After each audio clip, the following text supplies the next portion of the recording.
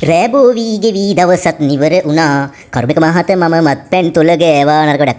එක දෙක තුනක් වැදෙන විට දැනගත්තා. එළියට යන්න ඕනෑ තරු ගනින්නට. නැහැ මම බොන්නේ සිගරට් සැර මාසක සිට. ඉතිරුව ඇතියේ පසුබිය මගේ පිරෙන්නට. රටබල වැඩක් නැත මට මේ කියන්නට. මේ බට්ටිත් මම දුටු වෙමි මිදුල ළඟ.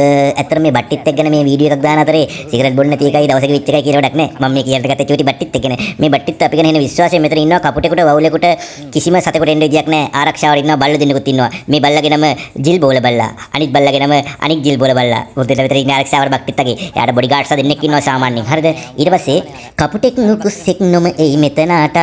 මිනිසා කියන සත්‍යය මෙහි වසනාට. සෙල්ෆ් සේෆ්ටි ගැන හිතු බට්ටිත්තා. ගැහුවා ප්ලෑන් එක හිඳිනට ෆුල් නයිට්. ඇත්තට මං අහලා තියෙන මේ චූටි සත්තු සාමාන්‍ය මිනිස් ශාස්ත්‍රය ළඟ ඉන්නේ ආරක්ෂාවට කියලා. නින්දත් නොනිද්දත් අතරේ මා සිටියේ. බුණමා නම් ගිහින් බීපන් නොදීවදේ. නින්ද කැඩුවේ ඇයි මාගේ තාරු පුතේ. මම යමි පියාඹා කාගන් උක්පුරිකේ.